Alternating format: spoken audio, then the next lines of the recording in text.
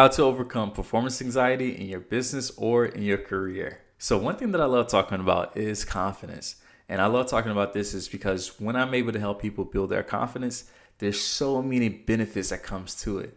One of the first benefits that I can think of is a client that I worked with who was struggling with putting themselves first, right? They're struggling with this idea of being themselves, choosing themselves, and not offending other people. That was their biggest thing.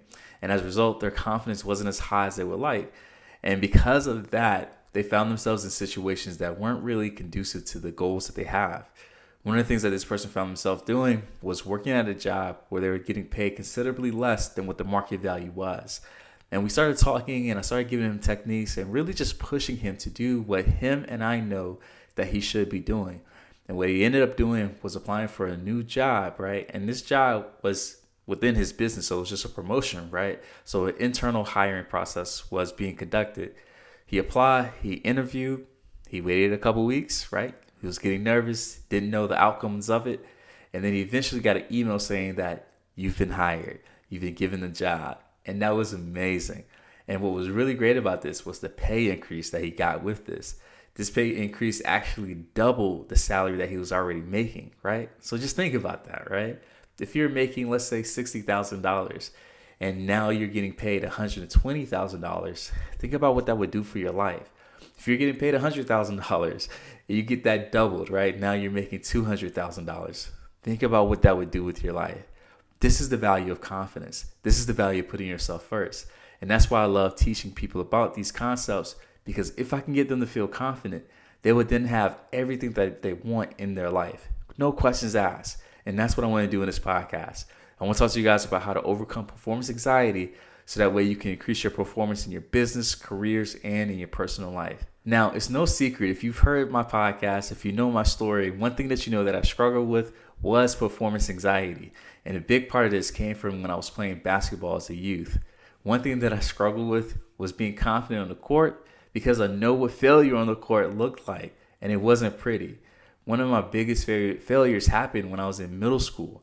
So I was about in 8th grade, and I remember being in the 4th quarter, and our team was being down by 1 point. And I remember the point guard on our team taking a 3-point shot and missing it, and then me, right, catching the offensive rebound. So I'm right there under the goal with the ball, and I airballed a layup.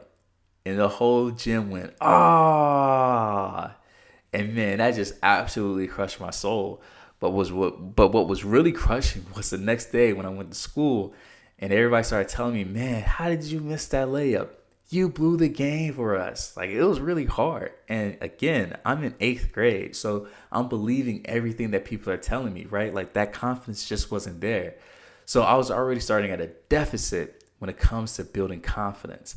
And what that did to me for the next few years, right, especially in my basketball career, was that it made me to be someone that was afraid to take chances. It made me to be someone that was afraid of going through that vitriol, going through that angst, if you will, that anguish that people were giving me, right? It made me very afraid to go through that.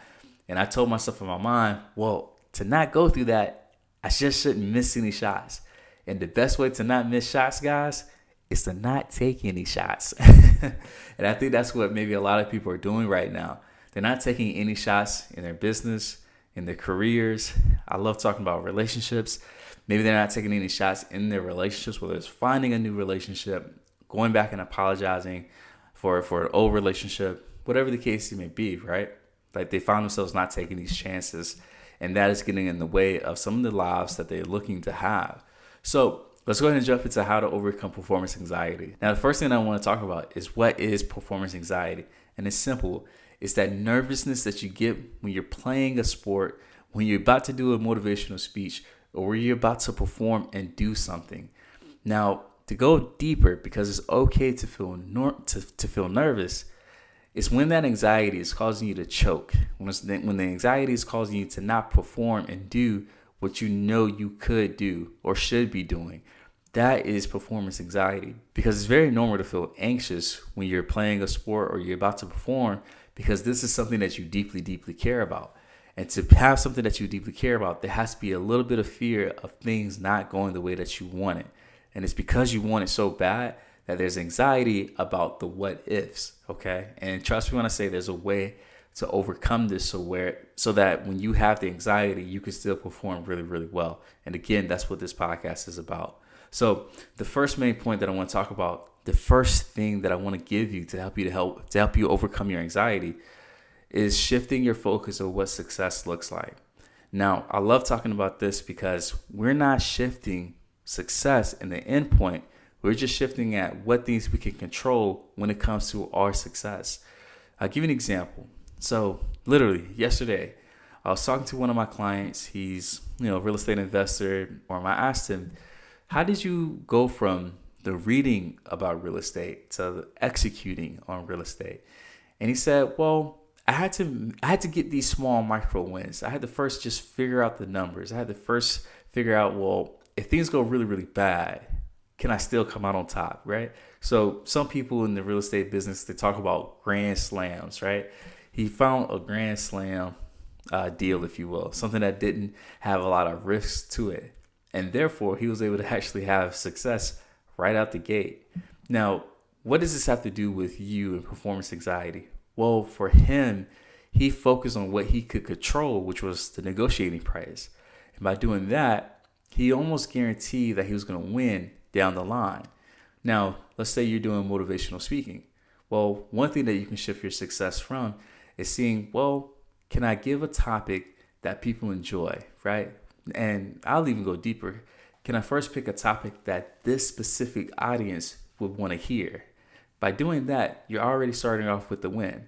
Now, a second win would be you actually going out there and just seeing if you can get up there and just speak, right? See if you can just make words. Now, we're not asking you right now to have a grand speech like TD Jakes or E.T. or Tony Robbins or some of these big guys. No, we just want to see how many stages can you get on. And I think that would be another great point to make. If I was someone that was a motivational speaker, one thing that I would judge myself on is how many stages did I get on this month? That's something that I actually do when it comes to my webinars, my Facebook ads, and things of that nature. I'm not really worried about the results right now in terms of did I make money, how many people joined, or anything like that. Right now, what I'm actually looking for is how many people actually click the link. And that's a little something about Facebook ads and marketing and things like that, where there's a series of things you have to do in order to make sure that this funnel that you're building is really, really profitable, if you will. Like there's a lot of little steps. And right now, I'm not focused on the big step at the end where we make money. I'm just focused on the small things that I can control. Like, did I practice my webinar? Am I looking at the stats? How many webinars did I do this month? And it's the same thing for you. So what I'm trying to say, I want to make sure I clarify this. I just need you to simply shift what success looks like for you. If I was playing basketball in today's age, let's say I was in the NBA, I wouldn't judge success on, hey, did my team win or not, right? What I want to focus on is, did I go out there and did I rebound? Did I go out there and set the best picks? Did I get to my spots on the court and take shots in the game that I take in practice? If I do enough of those small steps, there's a really great chance that we're going to win the game. So why not focus on the small steps, right? Why not focus on the things that you can control? By doing that, you almost guarantee that the outcome will fall in your favor. But again, the beautiful part about this is by focusing on the small steps that you can control, there's a high likelihood that you're going to succeed at them. And that will start to help you to build your confidence and cut into this performance anxiety that maybe you're experiencing. Here's point number 2 that's going to help you to overcome performance anxiety. And I want to start off by telling you guys a story. So in 2017, I made the big jump. And the big jump was me moving from South Carolina down to South Florida, and more specifically to Miami. And if you're from Miami, Miami Lakes, right? Really love the city. Now, when I came down here, I was probably here for about a month before we got hit with a really big hurricane. And I believe this hurricane was called Hurricane Irma. And it was a Category 4 hurricane. Now, me coming from South Carolina, the only hurricane that I really know of, if you will, was Hurricane Harvey and a really bad one called Hurricane Katrina. And I'm pretty sure you've heard of that. So as a result, someone from South Carolina, when they hear hurricane, they can't help but think, is this going to be like Katrina? And the reason why we think like that is because we know that the people in Louisiana and New Orleans, they weren't predicting that hurricane to hit them as hard as it did, which is why a lot of people didn't leave the city, right? And it caused, thousands, I think it was a couple thousand of lives being taken. Now, being from South Carolina and living here in South Florida, I packed everything I could in my Nissan Altima at the time. It was an '05 Nissan Altima. I packed everything that I had and I booked it right back to South Carolina. And I stayed there for about 5 days because the schools were canceled. And when I came back down to South Florida and I pulled up to my apartment building, I looked around and all I saw was some branches on the ground. I was like, did a hurricane even come this way?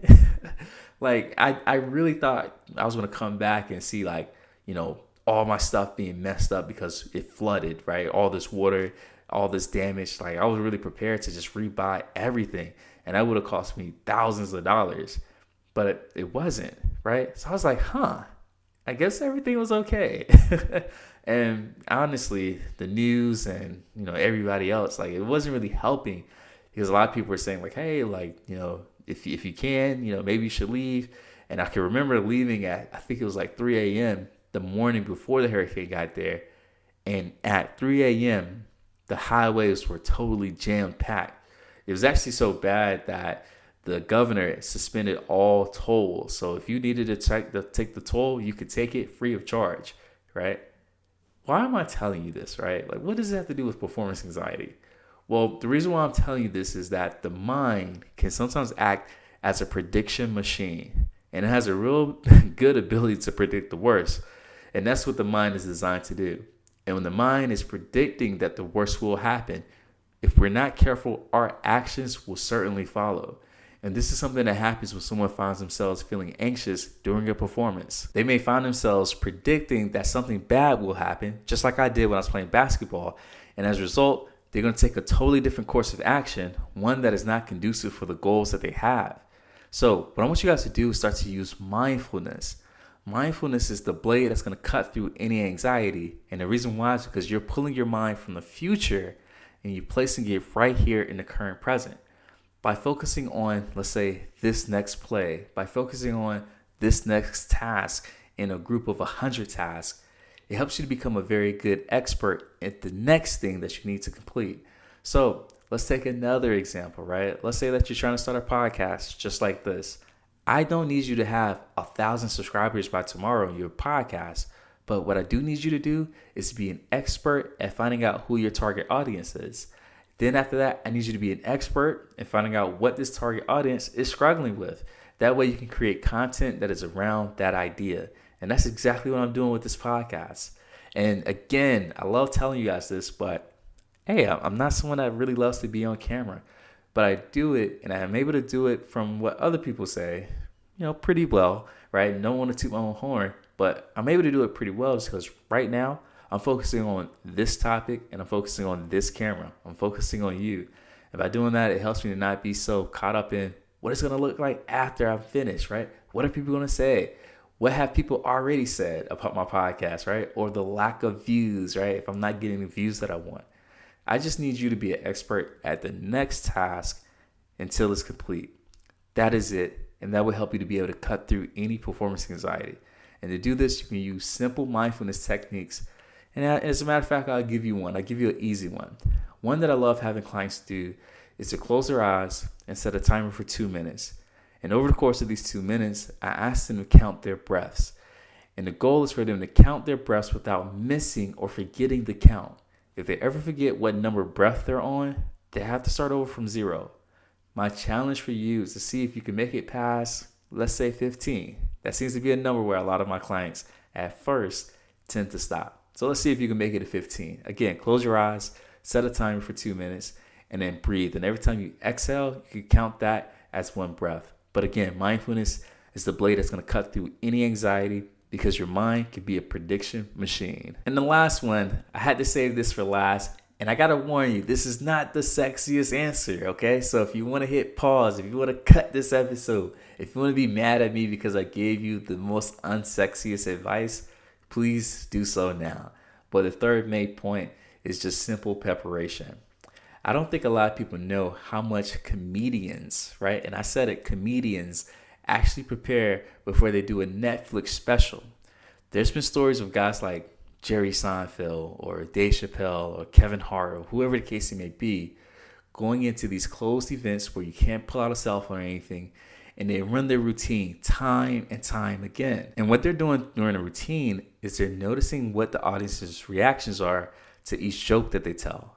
But even deeper than that, they're noticing at the pitch, at the speed, at the volume, right? At the placement of the jokes, like all these things, they're noticing which jokes are really able to pop and able to make the crowd move versus other ones.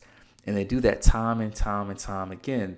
There may be some comedians that may do, let's say, 20 or 30 different shows before they have their set all together. And then they do it on a Netflix show. And it seems like they're perfect. It seems as if they've been doing it all their lives. And for a lot of people like Dave Chappelle, they have been. But it's the preparation that you don't see that actually helps them to be able to cut through any performance anxiety that they may be feeling. So what I want to ask you is, how much are you preparing for this next task that you're about to take? Now, I do want to warn you guys, there is this idea of over-preparing. And over-preparing comes when you're just preparing and preparing and preparing and preparing, or you're learning and learning and learning, but there is no action. With these guys, they took action, and from that action, they learned from the results they were getting. That's what I'm telling you guys that you have to do. We're preparing, but as we're doing that, we're noticing the feedback. We're noticing the data that we're getting back. Even from something like, let's say, basketball players, right? Their feedback that they're getting is from practice, yes, but it's during the games as well, and that's why they watch film. They go back and watch, are they taking their shots, right? What are they doing when this defender is pressing them on their left hand? Are they able to go right? Or if they're right-handed, let's say a defender is forcing them left. Are they typically pulling up and going for the jump shot? Or do they trust their left hand enough to make it all the way to the basket, right? And that's just some basketball knowledge if you're a basketball head. But basically, you have to look at the results. And that's something that I personally love doing right now in my business. I used to hate looking at data, but it's actually very fun. And that data is preparing me to have what I'm hoping to be a really great year this year. So preparation is the key to helping you guys to overcome that performance anxiety. Now, with that being said, I want to go over again the 3 things that are going to help you to overcome performance anxiety. And again, the first main point is shifting what you see success as. And what I said about this is that I want you guys to know that I'm not changing what the end point looks like. If you were to say, Coach, I want to make $1 million, that's great. Let's focus on making, let's say, the first dollar or the first $100,000, right? And then we're going to keep growing from there. And by doing this, also, we want to focus on what things we can control. That is simply it, all right? We just want to focus on the things that we can control. Second, mindfulness is the blade that's going to cut through any anxiety. And the reason why is because your mind is a prediction machine. It has to predict the worst in order to keep you safe. It's just that it does a too damn good job of doing that. So make sure you're using mindfulness. Again, I gave you a great breathing exercise to help you to start to build that mindfulness. And you can use that breathing exercise in the midst of any performance, okay? And I may tell you guys during the performance, just simply notice your breath. You may not have to count it, but just notice your breath to bring yourself back to this moment. And the last one, again, I told you guys it wasn't sexy. Don't be mad at me. It's just how we are programmed as humans. But simple preparation. Do not overlook it. There are comedians that go and do a stand-up show 20 different times before you actually see it. All right, 20 different times before you actually hear what they have to say. And it's the same type of preparation that we should take with ourselves, okay? Even when you look at, let's say, surgeons or doctors, they're in school for 12, 13, 14, 15 plus years before they actually operate on someone or before they're doing it on their own. And that's the level of preparation that you guys should be taking if you're trying to reach really high goals. So with that being said, this is Coach Wells, and make sure you subscribe to this podcast so that you can get more information like this. And also leave a comment. If you comment and you tell me what you loved about the episode or what you would like the next episode to be about, I would definitely do that for you guys. All right, I'll see you later.